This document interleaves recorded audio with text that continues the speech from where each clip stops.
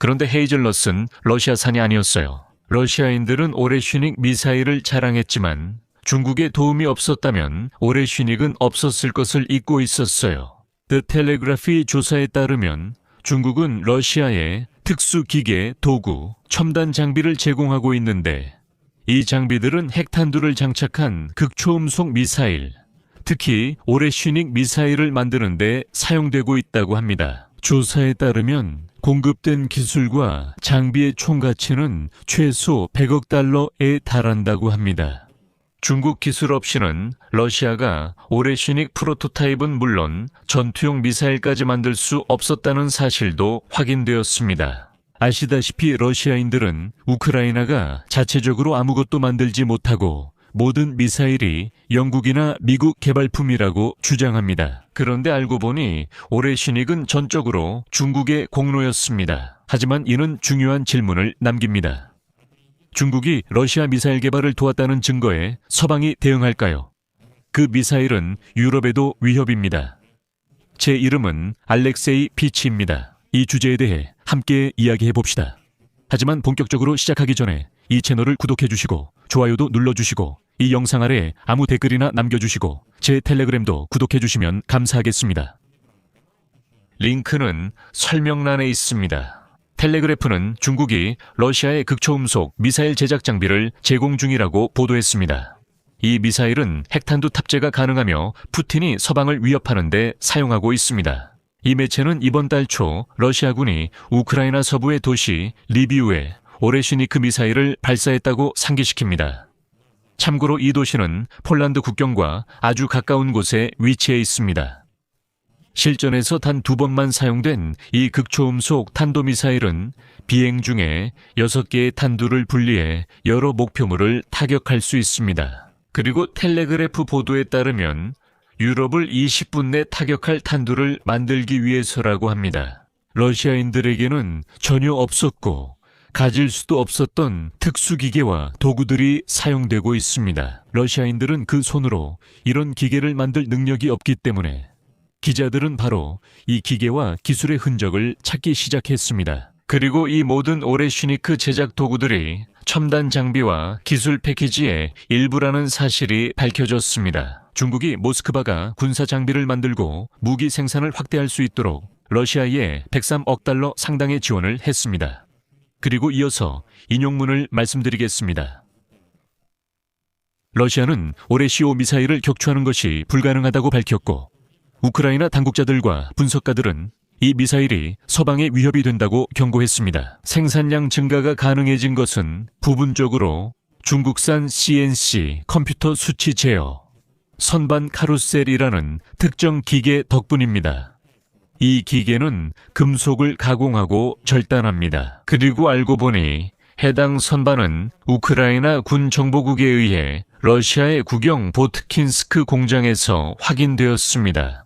이곳은 영국, 미국, 유럽연합, 일본의 제재를 받고 있는 러시아의 선도적인 미사일 생산 기업입니다. 바로 이 보트킨스크 회사가 오레슈닉 미사일과 함께 이스칸데르 M 탄도미사일, 그리고 토폴 M 대륙간 탄도미사일까지 생산하고 있습니다. 분석 결과 중국이 모스크바에 정밀 무기와 전투기 조립에 필요한 부품을 수십억 달러어치 보냈다는 사실이 드러났습니다. 이것들은 러시아가 자체적으로 생산할 수 없거나 필요한 만큼의 양을 생산하지 못하는 부품들입니다. 이 모든 부품들은 영국과 미국을 포함한 39개국, 이 모스크바로의 수출을 금지한 50대 우선 통제 품목 목록에 포함되어 있습니다.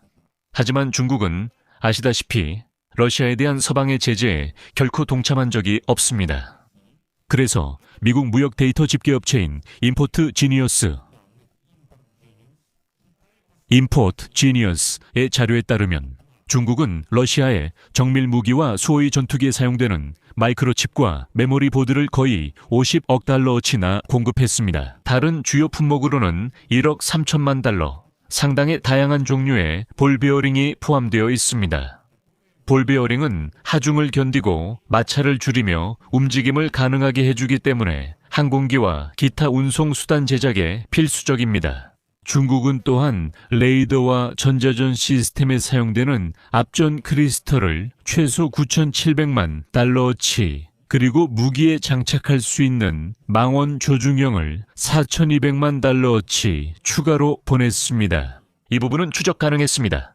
다음은 인용문입니다. 결국 중국으로부터의 수입이 블라디미르 푸틴이 서방의 제재를 우회하고 오레시니크와 같은 더 많은 무기 생산을 가능하게 했으며 러시아의 자급자족 능력을 높이고 글로벌 제재로부터 방위력을 보호할 수 있게 했습니다. 러시아에게 가장 취약한 분야는 정밀기계 생산입니다.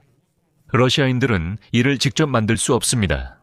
최고의 장비는 서방 국가들에서 생산되지만 중국은 오늘날 러시아가 직면한 많은 과제에 충분히 적합한 기계를 생산할 수 있습니다. 중국 경제, 중국 시장, 그리고 많은 상품과 기술의 중개 역할을 하는 중국에 대한 접근이 없다면 러시아가 이 전쟁을 계속하는 것은 매우 어려울 것이라는 점은 분명합니다. 그리고 보고서에 따르면 러시아가 우크라이나를 전면 침공한 첫 3년 동안 중국은 모스크바에 최소 31억 달러 상당의 기계 및 장비를 공급했습니다. 다시 강조하지만 이는 추적 가능했습니다. 이 기술은 이란이나 북한과 같은 러시아의 다른 동맹국들이 보낸 수백, 수천 발의 포탄보다도 우크라이나와 서방에 훨씬 더 큰 피해를 입히고 있습니다. 포탄이 금방 소모되고 장기적으로 영향이 없기 때문입니다. 그리고 지금은 중국산 컴퓨터 수치 제어 기계들이 대량으로 구매되고 있다는 것이 분명하게 드러나고 있습니다. 이 기계들은 러시아의 여러 방위 산업체에서 방위 생산을 지원하고 있습니다. 그 중에는 알라부가 특별 경제구역도 포함되어 있는데 이곳에서는 이란제 샤헤드 드론의 러시아 버전이 생산되고 있습니다. 그리고 러시아 방위 산업의 문제 중 하나가 생산 속도라는 점도 잊지 말아야 합니다. 많은 공장이 노후에 비행기와 엔진을 신속하고 품질 있게 생산하지 못합니다. 그리고 주로 이런 것들은 소련 시절부터 남아있던 것들입니다. 바로 그렇기 때문에 수입이 크렘린에게 그렇게 중요한 의미를 갖는 겁니다. 그래서 중국이 러시아 제조업을 지원하게 된 것입니다. 또한 조사에 따르면 러시아의 방위산업 제품의 높은 품질을 보장하기 위해 중국은 멀티미터와 오실로스코프 같은 핵심 측정 장비도 공급하고 있습니다. 이 장비들은 무기와 마이크로 전자기기의 성능과 작동 확인에 사용됩니다. 예를 들어 이 장비들은 전자전 시스템과 레이더가 제대로 작동하는지 보장할 수 있고 드론에 탑재된 마이크로칩이 수집된 데이터를 처리하고 저장하며 전송할 수 있도록 해줍니다. 그리고 제가 The Telegraph 신문의 조사 과정에서 나온 또 다른 인용문을 말씀드리겠습니다. 2025년에 중국 기업들이 전쟁 중인 러시아의 드론 산업에 최소 5,500만 달러 상당의 부품과 자재를 직접 공급한 것으로 밝혀졌습니다. 2023년부터 2024년까지는 모스크바가 자국의 드론 프로그램을 위한 대규모 물류 인프라를 막 구축하던 시기였습니다. 이 금액들은 과소평가된 것으로 여겨집니다. 베이징과 모스크바 모두 무역과 세관 데이터를 정확히 공개하지 않는 경향이 있습니다. 동시에 점점 더 많은 물자가 제3국으로 보내져 이들 국가가 상품을 수입한 뒤 다시 러시아로 재수출함으로써 구매 경로를 숨기고 제재를 우회하고 있습니다. 중국과 러시아 간의 상품 운송 전체 규모를 추적하는 것은 점점 더 어려워지고 있습니다.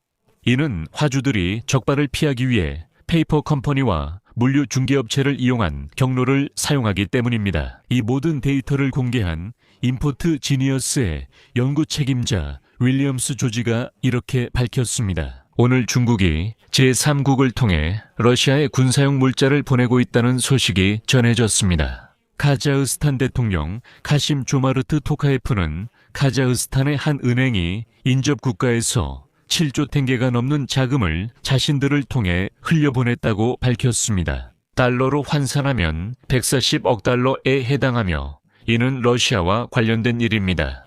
그리고 그는 이 가게를 닫아야 한다고 밝혔습니다. 러시아인들이 카자흐스탄을 이용해 돈 세탁, 자금 빼돌리기, 제재 우회, 재수출 등 다양한 일을 한다는 사실이 드러났기 때문입니다. 카심 조마르트 토카예프가 이 문제에 주목했습니다. 앞으로 지켜보겠습니다.